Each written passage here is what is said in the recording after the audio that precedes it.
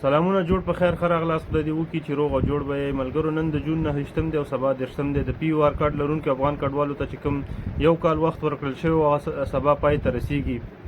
تر اوسه پورې حکومت کومه پرېکړه د پی یو آر کارډ لرونکو دپاره نه ده کړې، خو په اج اخبار کې نن یو بیان خپور شوی دی او هغه بیان کې دا ویل شوي دي چې کیدای شي چې پی یو آر کارډ لرونکو دپاره 6 میاشتې وخت ورکړي او د ای سی سی کارډ لرونکي او غیر قانوني چې کوم دي هغه به د 10 محرم نه بعد د هغوی چې کوم واپس کېدل دي هغه بیرته شروع شي.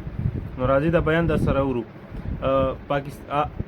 تازه آج نیوز پاکستان پریکړه کړې چې د پی یو آر کارډ لرونکو افغان کډوالو ته 6 میاشتې نور وخت هم ورکړي. د راپورونو له مخې خو غیر قانوني او ای سی سی کارډ لرونکي افغان کډوال د بیرته ستنولو بهیر د محرم د 10 نیټې وروسته یو ځل بیا پیل شي.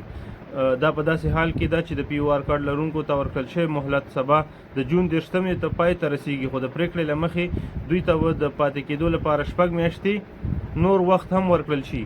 د پاکستان کې د پی یو آر کارډ لرونکو افغانانو شمیره 1.4 میلیونه دا او د ای سی سی 880,000 تنه ښودل شوې ده.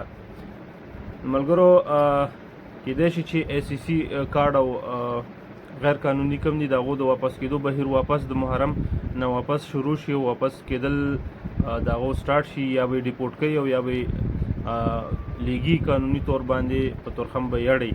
او چې کوم پی یو آر کارډ لرونکي دي هغو ته به 6 میاشتې نور هم ایکسټینشن ورکړي.